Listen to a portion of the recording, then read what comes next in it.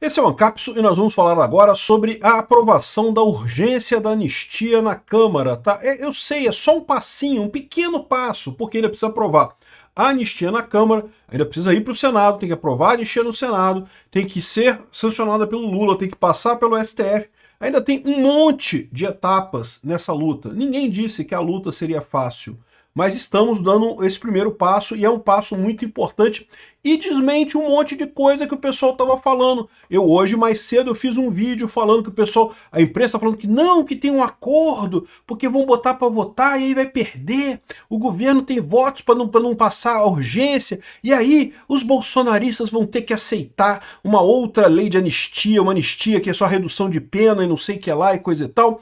E não foi isso que aconteceu. Eu avisei para vocês que não ia acontecer, que ia aprovar a anistia mesmo, e foi a anistia mesmo. Foi esse projeto aqui do Crivella que foi usado pelo Hugo Mota, né? Eles estão dizendo aqui que é anistia light, mas é porque, de novo, é o pessoal que está querendo vender essa história de que é uma anistia light. Mas, na verdade, a gente vai ver aqui anistia todo mundo, Bolsonaro inclusive. Vamos entender esse assunto aqui porque, de novo, foi só um passo pequeno, mas foi uma vitória enorme. Havia uma pressão enorme para esse processo sequer começar. Agora o processo começou. Eu acho que vai passar. Essa notícia foi sugerida por Tomás 6 do Vasco é igual perder para Janja, Praça dos Três Feijões e várias outras pessoas. Obrigado aí ao pessoal que sugeriu notícias lá no nosso site, no visãolibertaria.com, e obrigado a você que está assistindo o nosso vídeo. Se você gosta do nosso conteúdo, por favor, deixe o seu like, se inscreva aqui no canal, né? Então, olha só, eu acompanhei ao vivo com o pessoal, tá? Abri uma live aqui, estava acompanhando ao vivo a votação, e a votação passou, ganhou 311 votos a favor, uma votação ampla, né? Ganhou com muita folga. 311 votos, meu amigo, é voto para impeachment, é voto para PEC, cara. Não, para impeachment não dá não, mas voto para PEC, cara, dá para PEC, poxa, ou seja, um voto muito interessante mesmo, uma votação maiúscula, passou com facilidade, a esquerda reclamou, chorou pra caramba.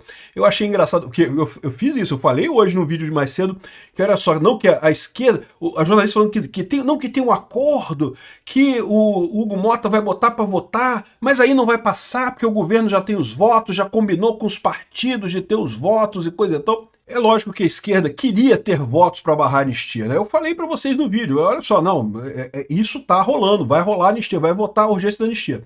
A gente não sabia ainda qual texto, né? E nem se seria votado no mérito hoje. Então, aparentemente, qual que foi o acordo que foi feito? Foi votada hoje só a urgência, mas agora o Hugo Mota vai pegar essa proposta aqui do Crivella, que a gente já vai ver em detalhe aqui a proposta do Crivella, e essa proposta do Crivella vai ser colocada para um relator escolhido pelo Hugo Mota e pelo Colégio de Líderes, e esse relator vai fazer um texto que agrade tanto o PL quanto o PT. Isso é impossível, né? Agora temos que ver qual vai ser esse texto, desse processo da anistia, desse projeto da anistia, qual que vai ser o resultado final disso daí. Vamos torcer para ter um bom relator, para ter um bom texto, né? Qual que é a proposta? O que é o texto original do projeto Crivella? Olha só. Ficam anistiados todos que participaram de manifestações com motivação política e ou eleitoral e os apoiaram por qualquer meios, inclusive contribuições, doações, apoio logístico, prestação de serviço, etc., etc., entre os dias 30 de outubro de 2022 e o dia da entrada de vigor dessa lei. Bom, aqui a gente já tem um problema, porque o STF considerou que o processo do golpe começou em maio de 2021. Então, é importante o pessoal do PL ficar ligado que tem que botar essa data para trás, tá? Isso aqui é a redação original, então é só botar aqui janeiro de 2021 e pronto, de janeiro de 2021 em diante. O pessoal do PL queria botar, na verdade, 2019, para evitar, inclusive, o PL das fake news, né? Todo aquele pessoal que foi perseguido pelo PL das fake news também já entraria nisso daqui, poderia botar já 2019 aqui. Aí eu não sei, talvez o meio termo seja colocar 2021, né? Não fica esse valor aqui, nem 2019, fica 2021. É uma alternativa. A anistia que trata esse caput compreende os crimes com motivação política e ou eleitoral e a esses conexos, bem como aqueles definidos no decreto-lei do Código Penal, né? O Código Penal brasileiro, né? Então, ou seja, todos os crimes com motivação política. Uma coisa que eu vejo aqui é que eles estão falando aqui especificamente do CP, né, do Código Penal. Só que lembra que Bolsonaro foi condenado também, o pessoal foi condenado também pelo crime de organização criminosa, que é uma lei à parte, tá? Então, mas aqui está dizendo que trata todos os crimes com motivação política. A motivação era política, então a organização criminosa também está aberta por essa anistia, né? A anistia que trata essa lei abrange quaisquer medidas de restrições e direitos, inclusive impostas por liminares, cautelares, sentenças transitadas ou não em julgado, que limitem a liberdade de expressão e manifestação, caráter político eleitoral e nos meios de comunicação social, plataformas de mídias sociais. Então, olha só, toda censura é libertada, então, é liberada, todo mundo que foi censurado e coisa e tal, mas eles falam aqui, ó, expressão e manifestação de caráter político e ou eleitoral, mas não dão a liberdade política, ou seja, Bolsonaro continuaria inelegível nessa situação aqui, tá? A anistia de que trata essa lei não compreende a prática de tortura, o tráfico de entorpecentes, terrorismo e crimes definidos como hediondos. Por que isso? Porque na Constituição brasileira fala que isso realmente não é suscetível de anistia, né? Aqui, ó, artigo 5º, inciso 43. A lei considerará crimes inafiançáveis e insuscetíveis de graça ou anistia a prática de tortura, o tráfico ilícito de entorpecentes e drogas afins, terrorismo e os crimes definidos como hediondos. Então, ou seja, eles não poderiam, eles teriam que excluir de qualquer forma por conta dessa limitação na Constituição, né? Os crimes contra a vida, então homicídio, esse tipo de coisa, certamente não entraria também nesse caso aqui, né? Os crimes previstos nos artigos 129, 163, 165, 250, 251 do Código Penal Brasileiro, né? do CP 40, né? E quais são esses crimes? Então vamos lá, 129 integridade física, aqui, artigo 129. Das lesões corporais, ofender a integridade corporal ou a saúde de outrem. Então, assim, se algum... Eu não sei se foi o caso, tá? Se teve algum manifestante que feriu alguém, que feriu algum guarda, não sei se teve esse caso. Se teve, esse crime aqui não é anistiado, tá? Ele continuaria valendo. O 163 e 165 são os crimes de dano. Então, aqui, ó, 163... Crime de dano, destruir, inutilizar ou deteriorar coisa alheia. Então, esse crime também não seria inafiançável, também não seria anistiado. As pessoas continuariam condenadas por ele. E 165, destruir ou inutilizar ou deteriorar coisa tombada pela autoridade competente em virtude do valor artístico, arqueológico ou histórico, né? Então, esses dois crimes não seriam anistiados, as pessoas responderiam por esse crime. E aí tem duas observações importantes de fazer aqui. Primeira observação, a Débora do batom, ela escreveu com batom numa estátua, é lógico que é um absurdo, porque batom, você joga água, ele sai, então não é como se ela tivesse danificado a estátua, mas a verdade é que ela foi condenada por isso, né? Então ela não seria anistiada por isso. Mas não fiquem preocupados, por quê? Porque a prisão preventiva que esse pessoal já passou, né?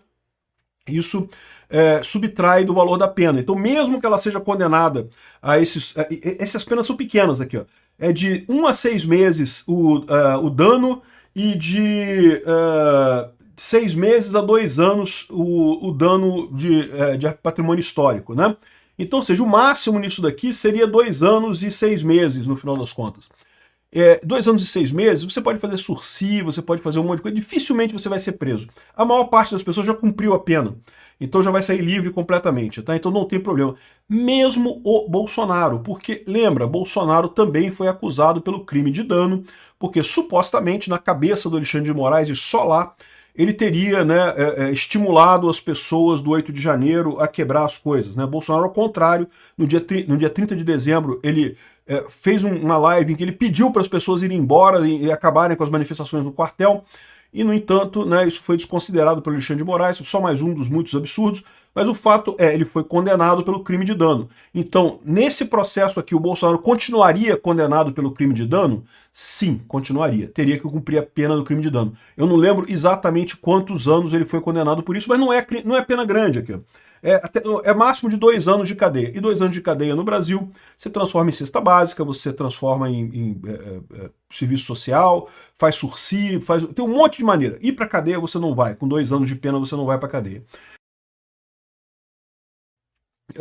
Mesmo nesse caso do Bolsonaro, não daria uma pena muito grande, não teria muitos problemas nisso daqui. Agora, porém, contudo, entretanto, todavia, persistiria essa condenação para ele, o que quer dizer que ele teria que cumprir esta pena e mais o período de 8 anos de inelegibilidade da lei da ficha limpa.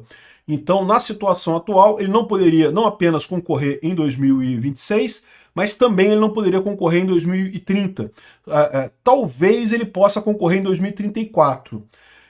Enfim, mas de qualquer forma, é aquilo que eu falei para vocês, né? O Bolsonaro não indo preso já é uma coisa positiva. E no final das contas, o Tarcísio ganhando, ou qualquer outra pessoa ganhando, o Eduardo Bolsonaro ganhando as eleições ano que vem, a gente vai ter um STF mais favorável, vai ter um ambiente mais favorável, a gente resolve isso de outras formas. Dá um indulto para o Bolsonaro, dá um outro jeito de acabar com isso daqui. Gente, o processo é lento, o processo não é rápido, né? Então isso que eles estão falando aqui que é anistia light, porque em tese Bolsonaro ainda responderia pelo crime de dano. Seria a proposta aqui do Hugo Mota, né? E, bom, tem mais alguma coisa aqui. Ele fala aqui também que é o crime 250 e 251, incêndio e explosão. Eu não sei se alguém foi condenado por crime de incêndio ou crime de explosão, mas também não seria abraçado por essa anistia, né?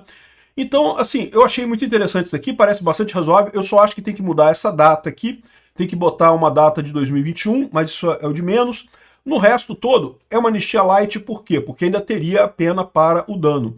Mas, de novo, não vai afetar ninguém no final das contas. E o máximo que vai ter é a inelegibilidade de Bolsonaro para 2026.